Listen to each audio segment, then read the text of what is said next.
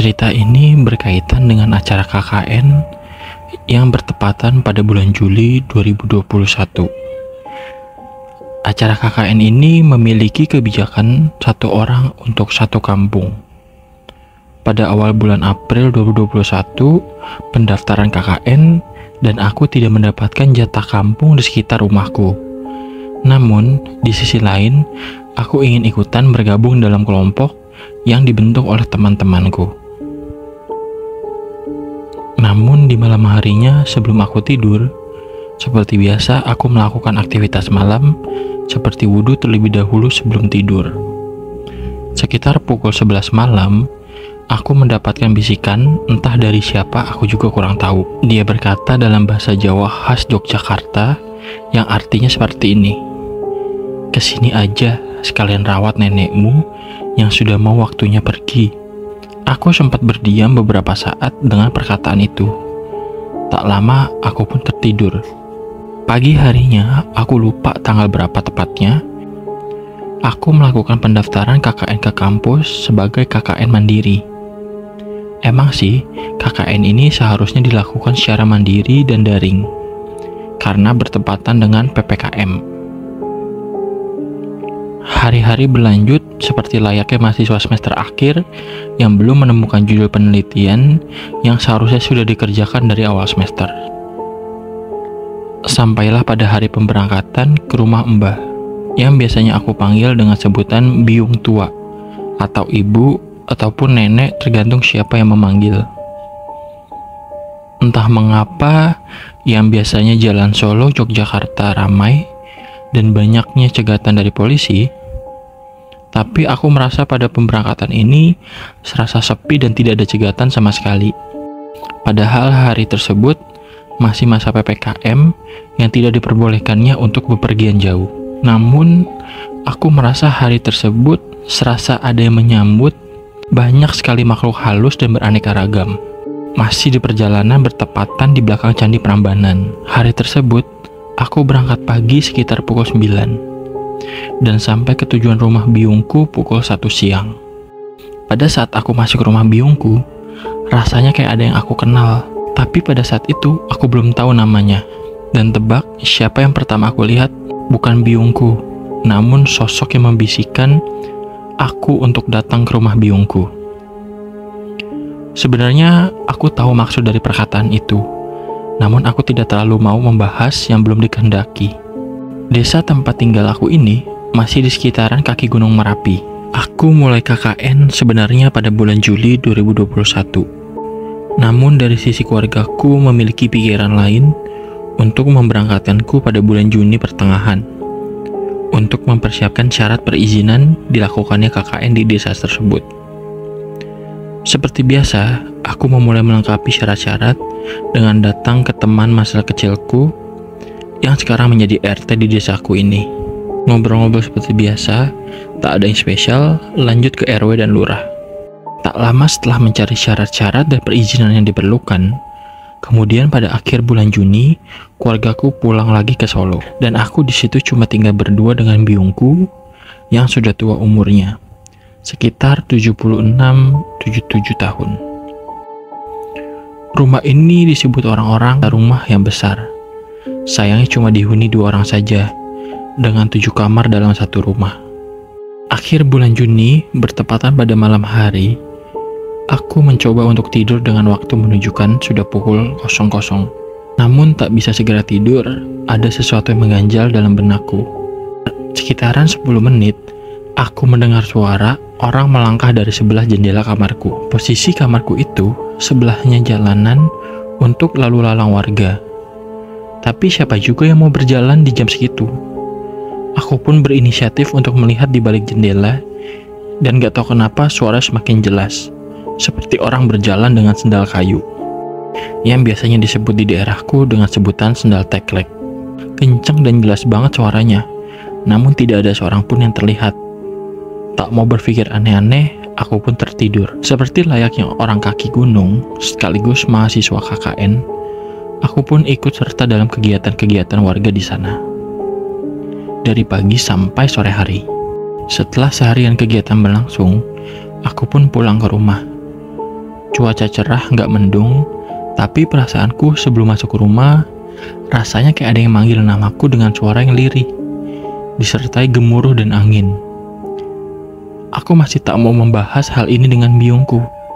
Takut biungku memikirkan hal ini secara berlebihan.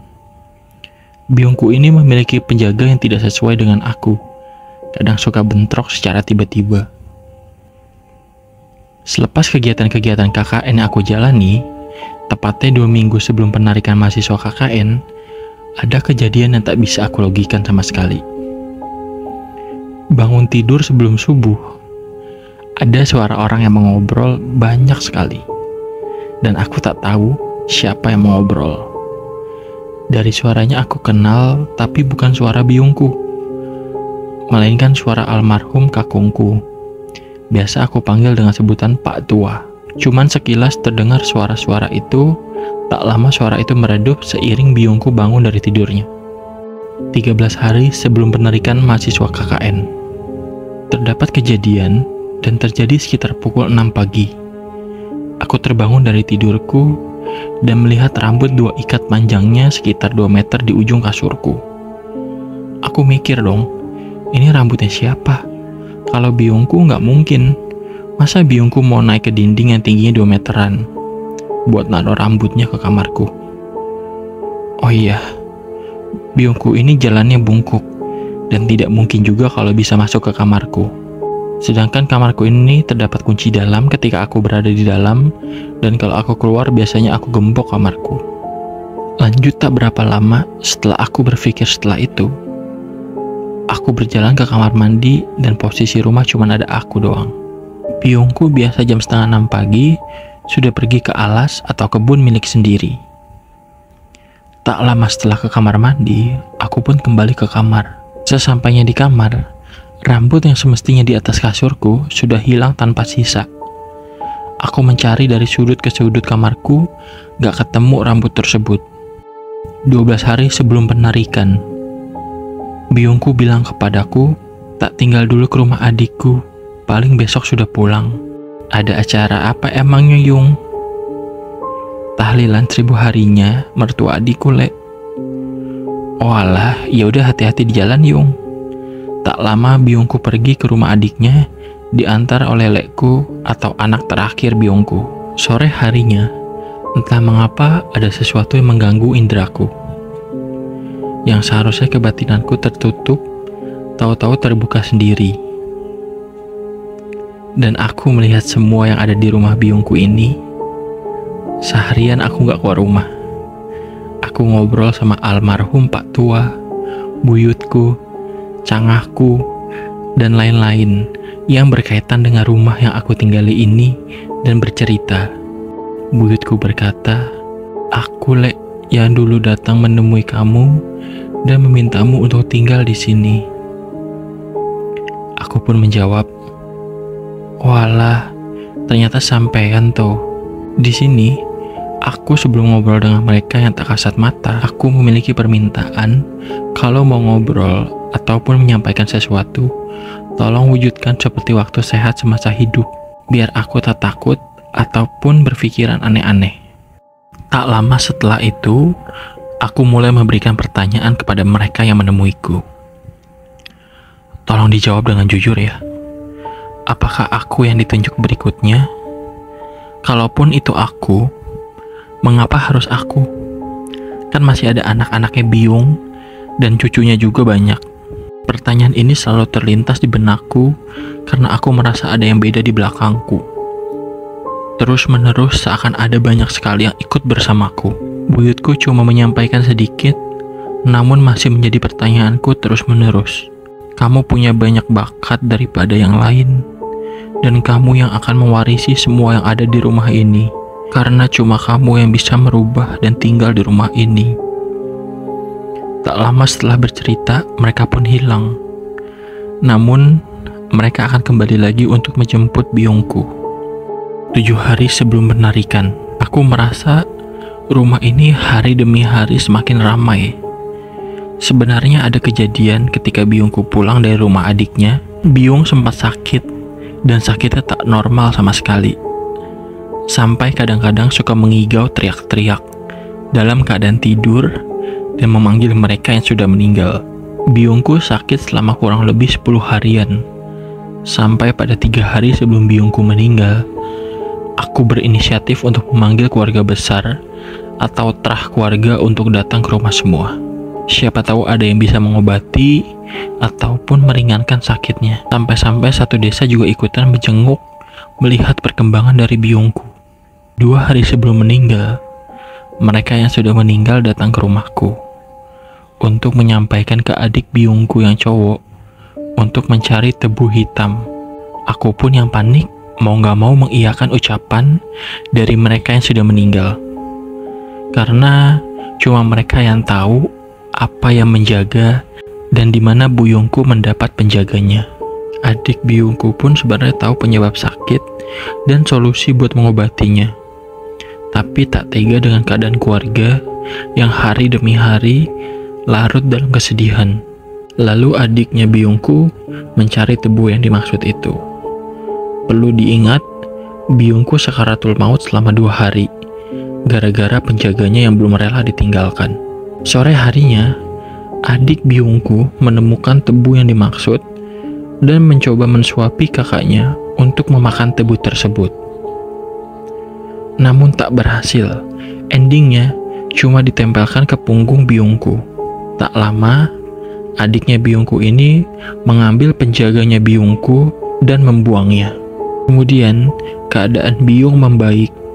Namun, bertepatan pada hari Rabu Pon 27 Juli 2021, tepatnya pukul 19.47 malam, biungku menghembuskan nafas terakhirnya. Dan itu juga bertepatan pada hari meninggalnya Pak Tua, hari Rabu Pon pukul 19.53 malam. Prosesi pemakaman pada hari itu juga. Sebelum proses pemakaman, aku seorang diri yang tak menangis di antara keluarga besarku yang lelap dalam kesedihan atas kepergian biungku. Alhamdulillahnya, biungku waktu meninggal tersenyum dan menangis. Di sisi lain, aku melihat biungku, Pak Tua, buyutku, dan cangahku meminta untuk merawat rumah ini dan menjadikan rumah ini dengan isi hal-hal yang positif. Bertepatan pukul 10 malam, pas mensolatkan jenazah, gak ada angin, gak ada hujan. Posisi ruang tersebut tertutup rapat. Kipas angin juga gak dihidupin waktu takbir pertama imam. Dan jemaah yang mensolatkan melihat kejadian kain penutup keranda, tepatnya pada kepala biungku, serasa tertiup dari dalam keranda. Setelah mensolatkan, ada sarana mengelilingi jenazahnya biungku sebanyak 7 kali oleh cucunya. Aku nggak tahu ini ada daerah ataupun yang lain. Cuman aku sendiri yang nggak ikut dalam barisan mengelilingi jenazah biungku. Jadi jenazah atau keranda isi jenazah biungku ini diangkat cucu-cucunya harus mengelilingi di bawah jenazah biungku sebanyak 7 kali itu. Sekitar pukul 11.20 malam, biungku ini dimakamkan.